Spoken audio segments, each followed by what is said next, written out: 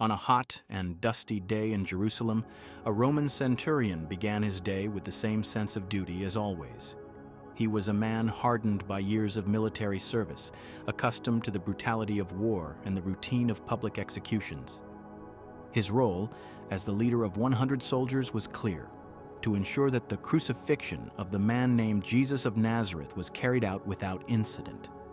To the centurion, this was simply another demonstration of Rome's relentless power, a reminder to the subdued population that rebellion would not be tolerated. What he didn't know was that this day and this man would change his life forever.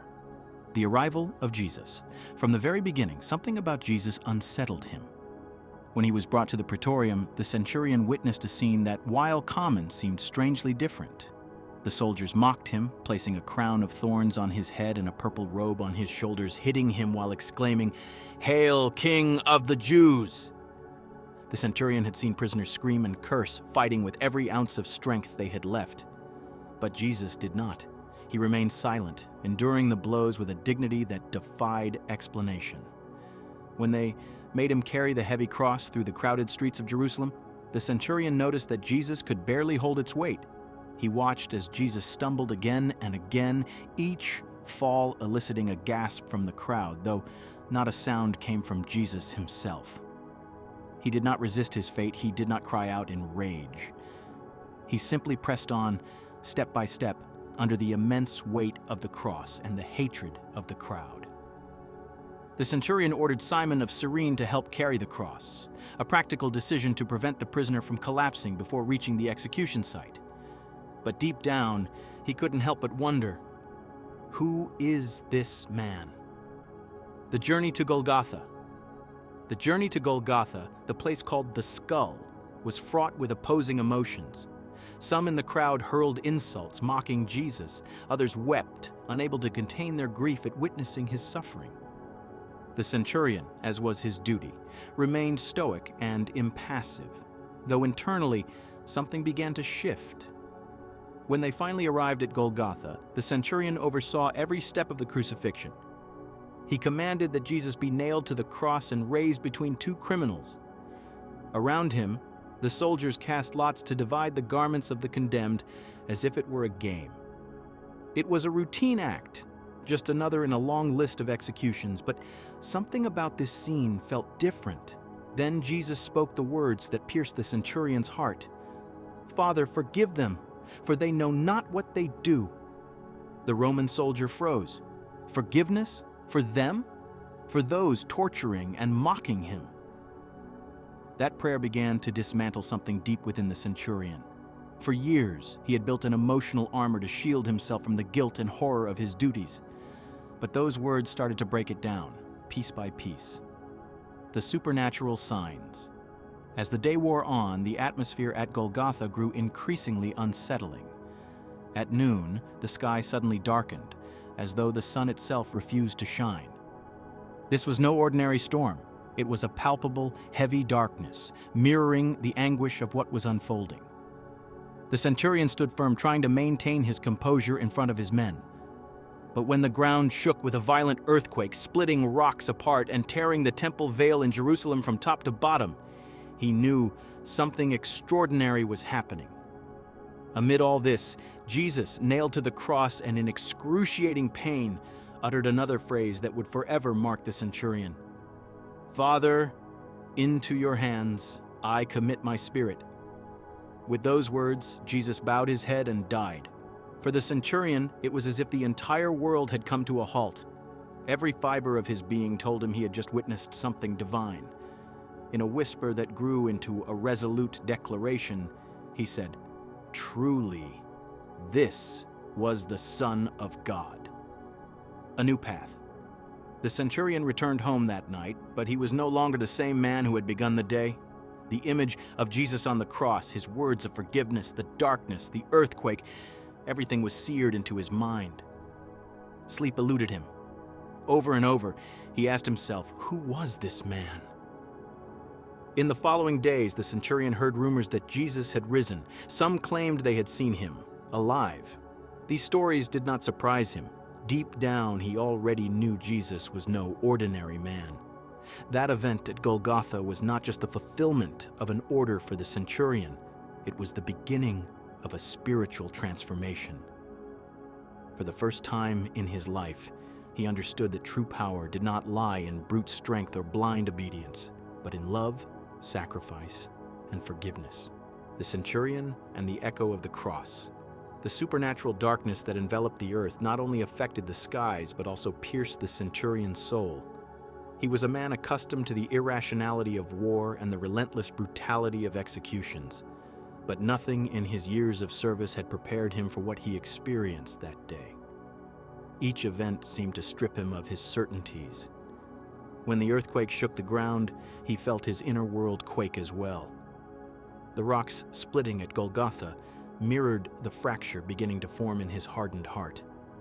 Despite all the pain, Jesus displayed a serenity that the soldier could not comprehend. The centurion could not take his eyes off him.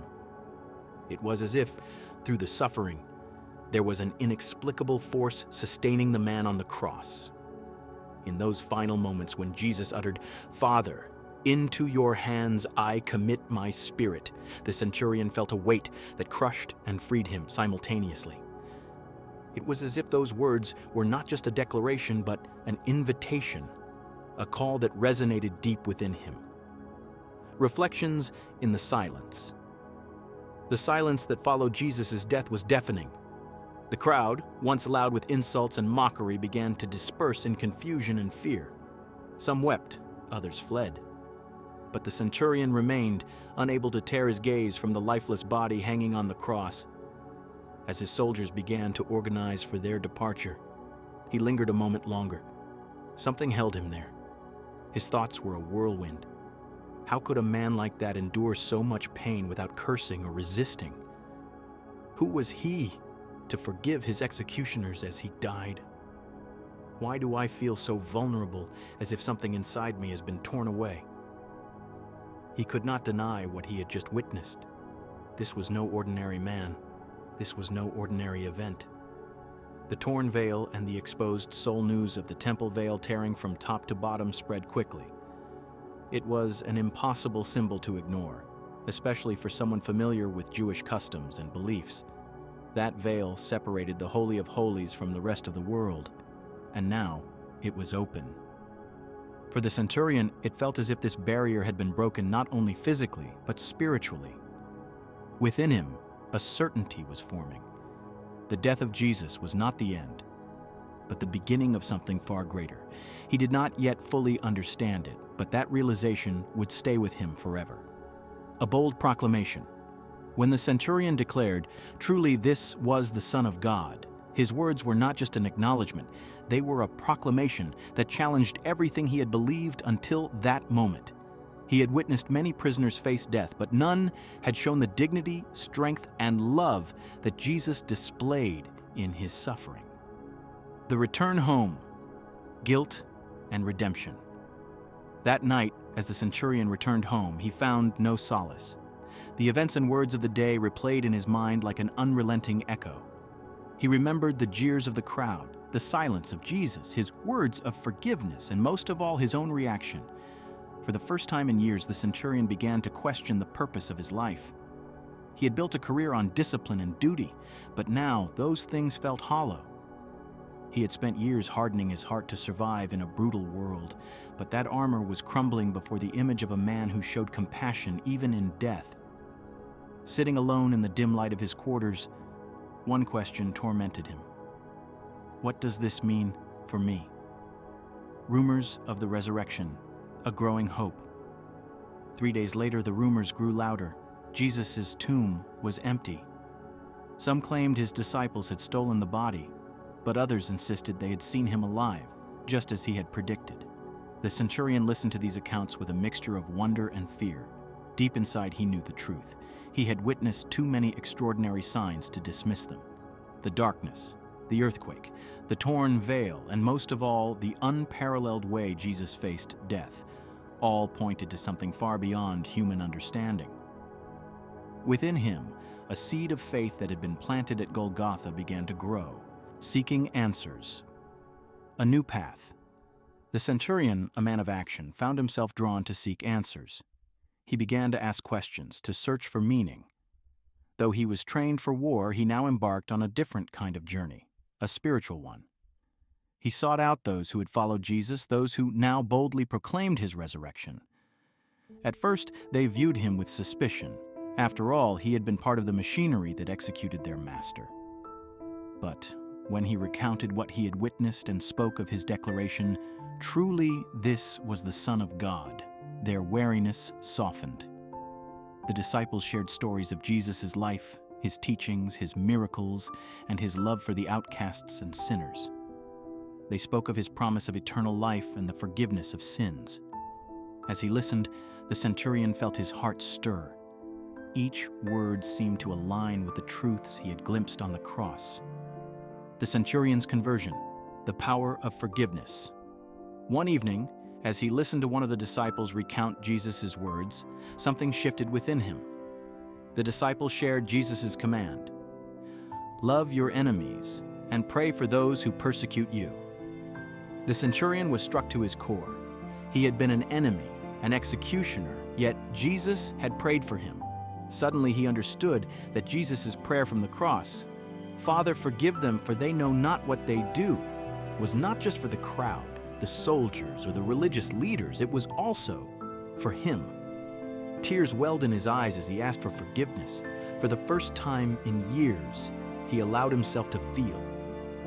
He was no longer a soldier in that moment, but a broken man in need of grace. A changed life, the centurion's new identity. From that day forward, the centurion was a transformed man. Though he continued to fulfill his duties in the Roman army, his approach to life was radically different. Where once he had ruled through fear, he now led with compassion and justice. The teachings of Jesus became his guide. Instead of seeking power through force, he sought to embody humility and love. He began to share his experience with others, speaking of the day that changed everything for him. He told them about the man on the cross, the divine forgiveness he had witnessed, and the supernatural signs that confirmed the truth. The cross, a symbol of transformation. The centurion's story reminds us that the cross is not just a symbol of sacrifice, it is an invitation to transformation. No matter how hardened our hearts may be or how far we feel from grace, the cross calls us to redemption. Through Jesus' death, this soldier was changed from an enforcer of empire to a follower of the kingdom of God. He teaches us that no past is too dark, no heart too calloused, to be reached by the power of divine love. Final reflection: what does the cross mean for you? The centurion's journey invites us to examine our own lives.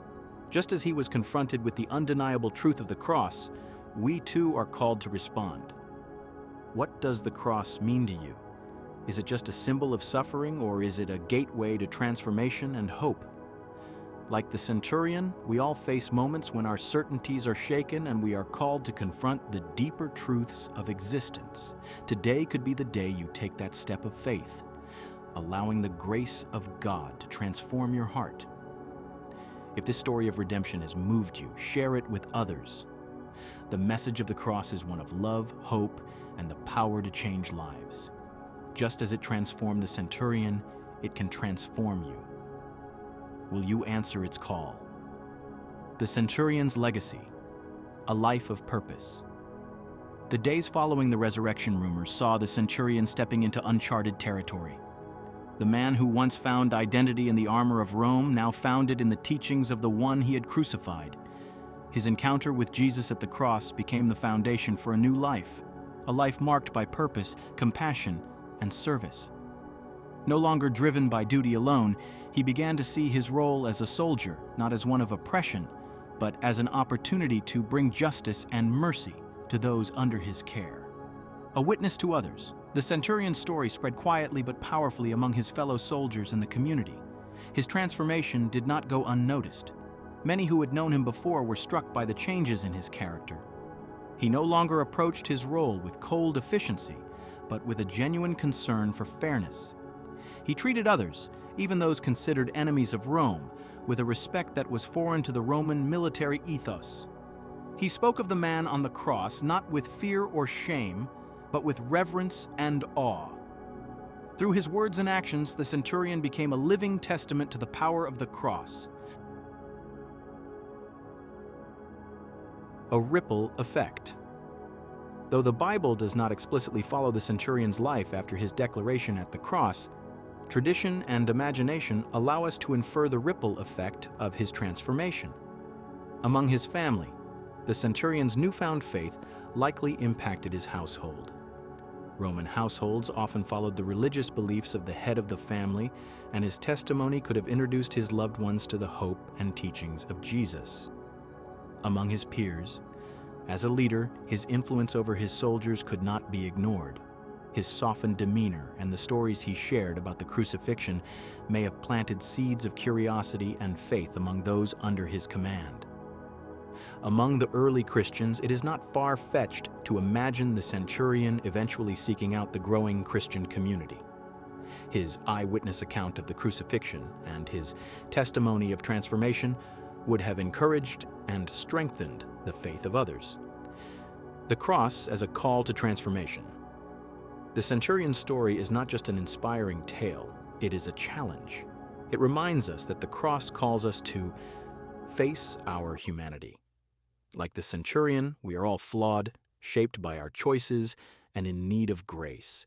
Recognize divine love. The forgiveness and compassion displayed by Jesus extend to all, even those who feel unworthy or distant from God. Live with purpose. Encountering the cross invites us to live not for ourselves, but for something greater. An invitation. The centurion stood at the foot of the cross and declared, "Truly, this was the Son of God." That moment changed his life forever. What about you? What would it mean for you to stand at the foot of the cross today, to see the love and sacrifice poured out for you, and to allow that truth to transform your heart? No matter where you are in your journey, whether you're seeking, doubting, or believing, the cross invites you to come as you are. Like the centurion, you can find a new identity, a new purpose, and a new hope. Share the message. If this story resonates with you, don't keep it to yourself. Share it with someone who needs to hear the transformative power of the cross. Together, we can spread the message of love, grace, and redemption that changed the life of a Roman centurion and continues to change lives today. May the grace of God guide you as you reflect on the meaning of the cross and its power to transform. Truly, this was the Son of God,